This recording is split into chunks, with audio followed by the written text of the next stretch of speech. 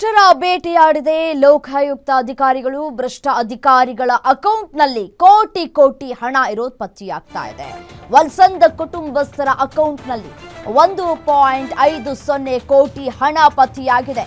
ವಲ್ಸಂದ್ Dharwad Malaprabha project engineer ಆಗಿ ಕರ್ತವ್ಯವನ್ನು ನಿರ್ವಹಿಸ್ತಾ ಇದ್ದಾರೆ. ವಲ್ಸಂದ್ ಪತ್ನಿ ಮತ್ತು ಮಗನ ಅಕೌಂಟ್ನಲ್ಲಿ 1.5 ಕೋಟಿ ಹಣ ಇರೋದು ಗೊತ್ತಾಗ್ತಾ ಇದೆ. ಬೆಳಗಾವಿಯಲ್ಲಿ ಫಾರ್ಮ್ ಹೌಸ್ ಖರೀದಿ ಮಾಡಿದ್ದಾರೆ ವಲ್ಸಂದ್. ಫಾರ್ಮ್ ಹೌಸ್ನಲ್ಲಿ ಇನ್ನೂ ನಡೀತಾ ಇದೆ ಕೆಲಸ ಕಾರ್ಯಗಳು.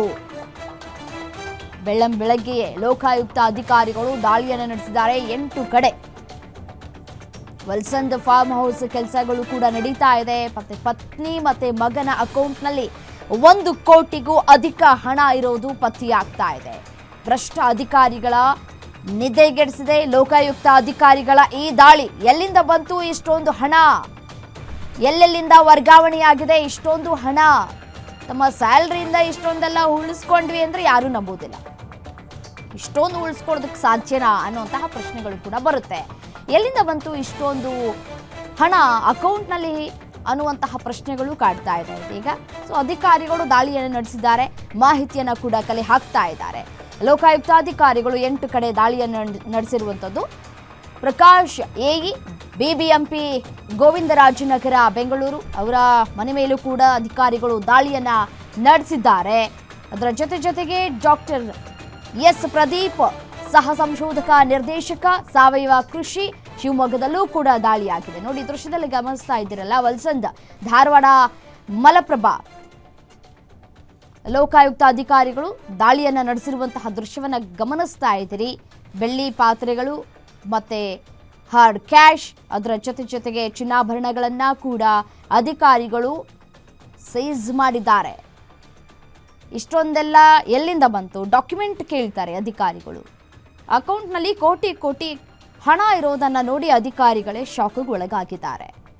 ವಲ್ಸಂದ್ ಅವರ ಅಕೌಂಟ್ನಲ್ಲೂ ಕೂಡ ಕೋಟಿ ಹಣ ಪತ್ತೆಯಾಗಿದೆ. ಮತ್ತು ಅವರ ಪತ್ನಿ ಮತ್ತು ಮಗನ ಅಕೌಂಟ್ನಲ್ಲಿ 1.5 ಕೋಟಿ ಹಣ ಇರೋದು ಗೊತ್ತಾಗ್ತಾ ಇದೆ. ಎಲ್ಲಿಂದ ಬಂತು ಹಣ?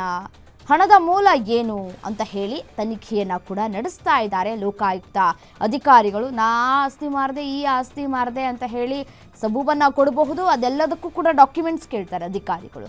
ಇಷ್ಟೊಂದು ಹಣ ಎಲ್ಲಿಂದ ಬಂತು ಅಂತ ಹೇಳಿ ಅದೆಲ್ಲದಕ್ಕೂ ಕೂಡ ಡಾಕ್ಯುಮೆಂಟ್ಸ್ ಕೊಡಬೇಕು, ದಾಖಲೆಗಳ ಸಮೇತ ಪ್ರೂವ್ ಮಾಡ್ಕೊಳ್ಬೇಕು. ಈ ಹಣ ಎಲ್ಲಿಂದ ಬಂತು, ಹೇಗೆ ಬಂತು, ಯಾವಾಗಿನಿಂದ ಹಣ ಇದೆ, ಎಲ್ಲದಕ್ಕೂ ಅಧಿಕಾರಿಗಳು ಪ್ರಶ್ನೆ ಮಾಡ್ತಾರೆ. ಅಧಿಕಾರಿಗಳ ಪ್ರಶ್ನೆಗೆ ಪ್ರತಿಯೊಬ್ಬರು ಕೂಡ ಉತ್ತರವನ್ನು ಕೊಡಲೇಬೇಕು.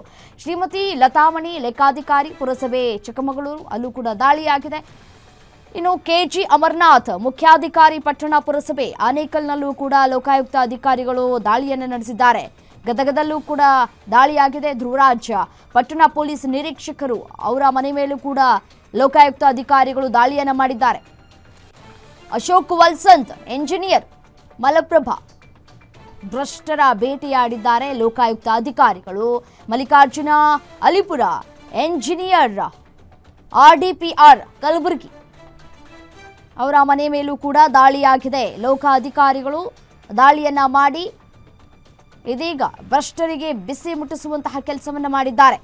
ರಾಮಚಂದ್ರ PDO ಕಲಬುರಗಿ ಅವರ ಮನೆ ಮೇಲೂ ಕೂಡ, ಕಚೇರಿ ಮೇಲೂ ಕೂಡ ಲೋಕಾಯುಕ್ತ ಅಧಿಕಾರಿಗಳು ದಾಳಿಯನ್ನು ನಡೆಸಿದ್ದಾರೆ. ಲಂಚವನ್ನು ಪಡೆದುಕೊಳ್ತಾ ಇದ್ದಾರೆ ಅಂತ ಹೇಳಿ ದೂರುಗಳು ಬಂದಂತಹ ಹಿನ್ನೆಲೆಯಲ್ಲಿ ಈ 8 ಅಧಿಕಾರಿಗಳ ಮನೆಯ ಮೇಲೆ